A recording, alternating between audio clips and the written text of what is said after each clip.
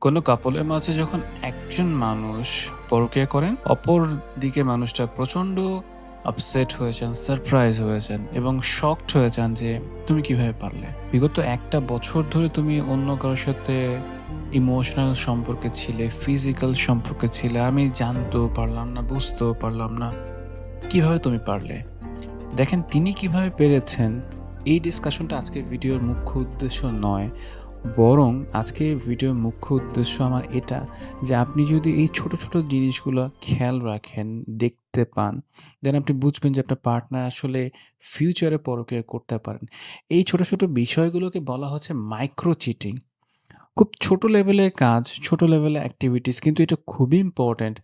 আপনার পার্টনার আসলে পরকীয়া করছেন নাকি করছেন না বা করবেন কিনা আপনি প্রেডিক্ট করতে পারেন। সো চলেন শুরু করা যাক এই মাইক্রো চিটিং গুলো কি, কি হতে পারে। আমি বলছি না যে ১ টা বা ২ টা মাইক্রো চিটিং যদি আপনি আপনার পার্টনারের মাঝে দেখতে পান তাকে এখনই লেবেল করবেন। তুমি পরকীয়া করছো বা তুমি ক্যারেক্টারলেস এমন কিছু না। বাট আপনাকে আরেকটু কনসার্ন হতে হবে। আরেকটু বেশি চিন্তা করতে হবে, বোঝার চেষ্টা করতে হবে যে আদৌ এটা পরকীয়ার দিকে যাচ্ছে কিনা বা মাইক্রো চিটিং গুলো যতটুকু সম্ভব প্রিভেন্ট করা।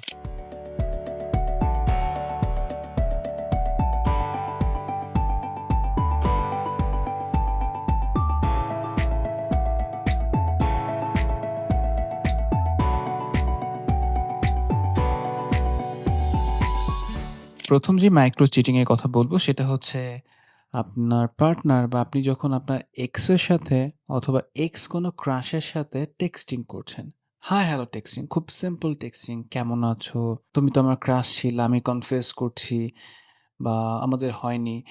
যেই টাইপের টেক্সটিং হোক না কেন, অতীতের কোনো মানুষের সাথে আপনি বর্তমানে যখন টেক্সটিং করছেন, দ্যাটস ইন্ডিকেট আপনি আপনার প্রেজেন্টকে ধ্বংস করছেন। জাস্ট প্রেজেন্টটাকে বরবাদ করছেন আর কিচ্ছু না। এক্স এর সাথে কনভারসেশন না করা ওয়াইজ, এক্স ক্রাশের সাথেও টেক্সটিং বা কনভারসেশন না করাটাই ওয়াইজ। নাম্বার 2 কিছু মানুষ বলে, "আমি খুব ফানি পারসন। আমি সবার সাথে ফান করি।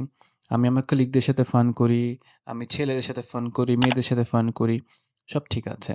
বাট যখন এই ফ্লার্ট করা বা ফান করাটা এক্সেসিভ লেভেলে চলে যাবে এবং ম্যাক্সিমাম ক্ষেত্রে দেখবেন যে একটা ছেলে তার অফিসের ফিমেল কলিগদের সাথে প্রচণ্ড ফান করছেন, whereas মেলদের সাথে তার ততটা বন্ডিং ভালো না। ইন্ডিকেট করা যায় বা প্রেডিক্ট করা যায় তিনি সামহাউ কারো না কারো উপর ফল করবেন বা কেউ না কেউ তার উপর ফল করবেন। And in future who knows এটা পরকীয়া সম্পর্কের দিকে যেতে পারে। নাম্বার 3, বেস্ট ফ্রেন্ড বলে কোনো একটা ফ্রেন্ড থাকবে অ্যান্ড তাকে অনেক বেশি প্রায়োরিটি দেওয়া হবে, টাইম দেওয়া হবে, অনেক বেশি শেয়ার করা হবে। মানে আমি আমার পার্টনারকে কিছুই বলি না, বললেও পার্টনার বোঝে না। এটা পার্টনারের প্রবলেম। I understand. বেস্ট ফ্রেন্ডকে সব বলছি এবং বেস্ট ফ্রেন্ডটা অপোজিট সেক্সের কোনো একজন মানুষ। বেস্ট ফ্রেন্ডকে এত বেশি প্রায়োরিটি দিচ্ছি যে তাকে আমি আমার সব ইনসিকিউরিটি বলছি। অফিসের পর কফি শপে বসে ঘন্টার পর ঘন্টা ডিসকাশন করছি। ক্লাসের পর ঘন্টার পর ঘন্টা বসে থাকছি। এই বিষয়টা বেসিক্যালি ফিউচারে পরকীয়ার দিকে নিয়ে যেতে পারে বলে আমি ধারণা করি। কারণ আপনার পার্টনারের সর্বোচ্চ অধিকার আছে আপনার সম্পর্কে জানার। আপনার সর্বোচ্চ অধিকার আছে আপনার পার্টনার সম্পর্কে জানার। হতে পারে আপনার পার্টনার immature, হতে পারে তার আন্ডারস্ট্যান্ডিং আপনার আন্ডারস্ট্যান্ডিং ম্যাচ করে না। দেন আপনি কি কারণে সম্পর্কে আছেন? যদি আন্ডারস্ট্যান্ডিং একদমই ম্যাচ না করে, আপনার ভেইনড আউট হওয়া দরকার, আপনার ওপেন আপ হওয়া দরকার, আপনার তো একটু ব্রিথ নেওয়া দরকার। দেন আপনি প্রফেশনাল হেল্প নেন। আপনার যদি ওপেন আপ হওয়ার এতই প্রয়োজন থাকে। একজন থেরাপিস্ট কখনো আপনাকে ইমোশনাল সাপোর্টের জায়গায় ইমোশনাল রিলেশনশিপ বন্ড করবেন না। তিনি একটা বাউন্ডারি মেইনটেইন করে আপনার সাথে কনভারসেশন করবেন। বাট একজন বেস্ট ফ্রেন্ড ওই প্রফেশনাল রিলেশনশিপটা রাখতে পারেন না কিংবা রাখেন না। সো বেস্ট ফ্রেন্ডকে ওভার প্রায়োরিটি দেওয়া একটা ইন্ডিকেশন মাইক্রো চিটিং এর। নাম্বার 4, আপনি যদি দেখেন আপনার পার্টনার ডেটিং অ্যাপ ইউজ করছেন জাস্ট এক্সপ্লোর করার জন্য। আমি Tinder ইউজ করছি, আমি আরো অনেক ডেটিং অ্যাপ ব্যবহার করছি। সো দ্যাটস ইন্ডিকেট তিনি আপনার সাথে চিট করবেন। ডেটিং অ্যাপসে কেউ আসলে এক্সপ্লোর করতে চায় না। ডেটিং অ্যাপসে মানুষ মূলত একটাই পারপাসে চায় যে আমি কারো সাথে একটু চিট-চ্যাট করব। কাউকে ভালো লাগলে সোয়াপ করব। রাইট অর লেফট যেটাই হোক না কেন। সো ডেটিং অ্যাপস থাকা ইটসেলফ মাইক্রো চিটিং অ্যান্ড এটা ইন ফিউচারে বড় রকমের চিটিং হতে পারে বলে আমি ধারণা করি। Number 5, shoulder to cry. আপনার পার্টনারকে যদি দেখেন অন্যের কষ্টে ব্যথিত হচ্ছে, কষ্ট পাচ্ছে এবং ওই পাশে একটা মানুষ তার কাঁধে মাথা রেখে কান্না করার মতো জায়গা পাচ্ছে। তাদের হয়তো ডিভোর্স হয়েছে এবং আপনার পার্টনার ওই কাপলদেরকে হেল্প করছেন। ফিমেল হোক, মেল হোক তাকে হেল্প করছে। এই যে শোল্ডার টু ক্রাই যে পারসন থাকে, ওই পারসনটা না তার উপর ফল করে। মানে সে তো আমাকে বুঝে, সে আমার কষ্টে কষ্ট পায়। অ্যান্ড আস্তে, আস্তে এই বিহেভিয়ার গুলো চিটিং এর দিকে চলে যায়। তখন কিন্তু আপনি চান বা না চান তাদের মধ্যে একটা সম্পর্ক হয়েই যায়। সো আপনাকে থেরাপিস্ট হতে বলছি না, শোল্ডার টু ক্রাই পারসন হতে বলছি না। আপনি একটা বাউন্ডারি রেখে তাদেরকে হেল্প করেন। সবার কষ্টে কষ্ট পাওয়ার কোনো দরকার নাই। আগে নিজের রিলেশনশিপটা ঠিকঠাক রাখেন।